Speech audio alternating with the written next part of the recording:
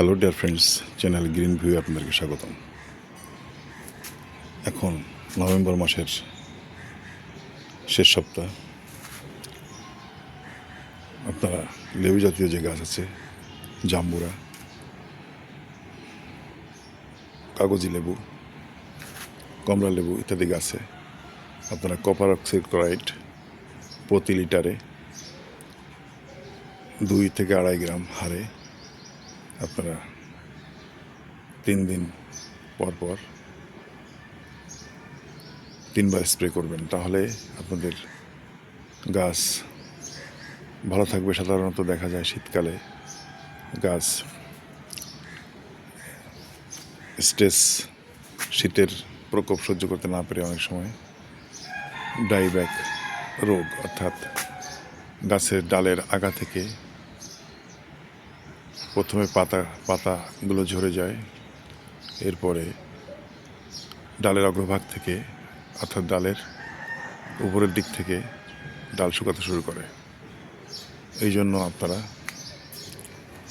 শীতকালে এই কাজটি বিশেষ করে করবেন, কারণ শীতকালে গাছ খাবার গ্রহণ খুবই কম করে, অর্থাৎ শীতের যে প্রকোপ, সেই শীতের প্রকোপ থেকে তারা নিজেদেরকে বাঁচাতে মনোযোগ এমনভাবে দেয় যে তারা খাবার না খেয়ে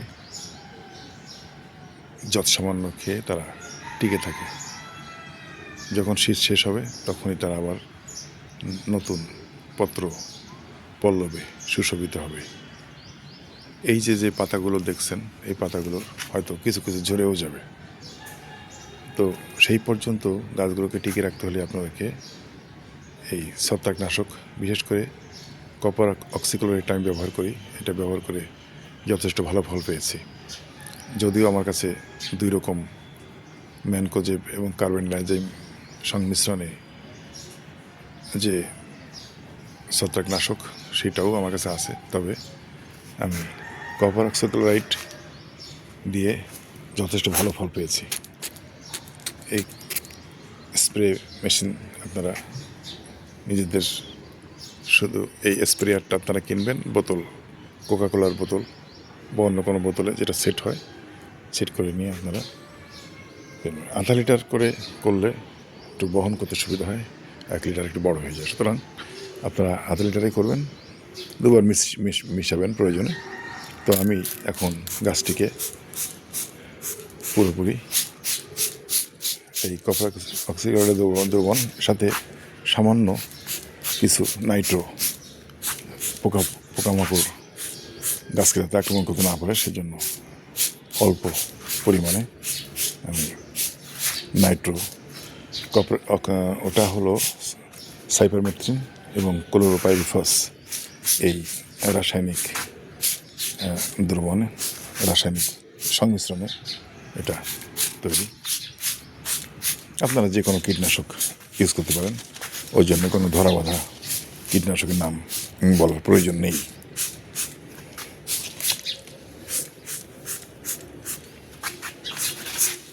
দেখুন, আমি পুরো গাছটি ডাল সহ পুরো গাছটি আমি ভিজে দিচ্ছি।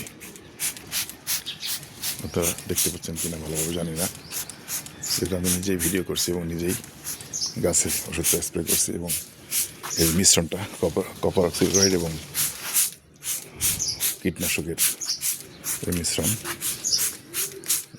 পুরো গাছটা ভিজে দেবেন।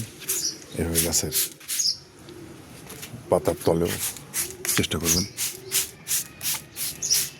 যতটা সম্ভব। এইভাবে যদি আপনারা স্প্রে করেন এখন, তাহলে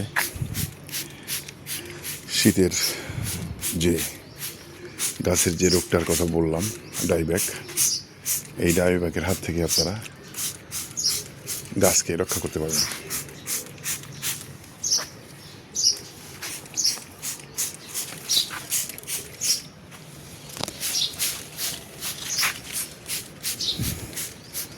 গাছের ডালে এইভাবে স্প্রে করে ডাল ভিজে দেবেন, কারণ এই ডালে যদি এই দ্রবণ ছত্রাকনাশক এটা যদি আপনারা দেন তাহলে এই ডাল শুকিয়ে যাওয়ার সম্ভাবনা থাকবে না।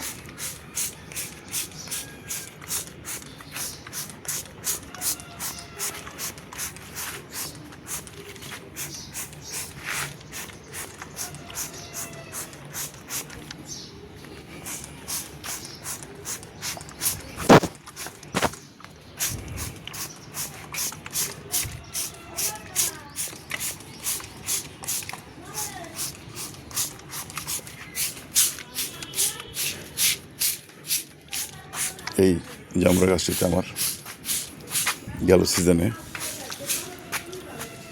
20টা জাম্বুরা আমি বড় করতে সক্ষম হয়েছি। গাছটি ছোট কিন্তু গাছ হিসেবে 20টি ফলন যথেষ্ট আশাব্যঞ্জক বলে আমি মনে করি। এবং থাই জাম্বুরা একটা বড় বৈশিষ্ট্য হচ্ছে এই জাম্বুরা বছরে 2বার হয়, আবার এটি খেতেও খুবই মিষ্টি। তাই আমার এই থাই জাম্বুরা গাছ অনেক প্রিয়। আশা করি আপনারা এই ভিডিও দেখে উপকৃত হবেন, কারণ এই ডাইব্যাকে অনেকে গাছই মারা যায় কিন্তু তারা এর কারণটা বুঝতে পারে না। আমারও অনেক গাছ ক্ষতিগ্রস্ত হয়েছে, ইতিপূর্বে মারাও গেছে, আমিও বুঝতে পারিনি। তবে এই ছত্রাকনাশক, বিশেষ করে কপার অক্সিক্লোরাইডের ছত্রাকনাশক দেওয়ার পরে আমার গাছ আর মারা যায়নি বা ক্ষতিগ্রস্ত হয়নি। আজকের মতো এখানেই শেষ করছি। আল্লাহ হাফেজ।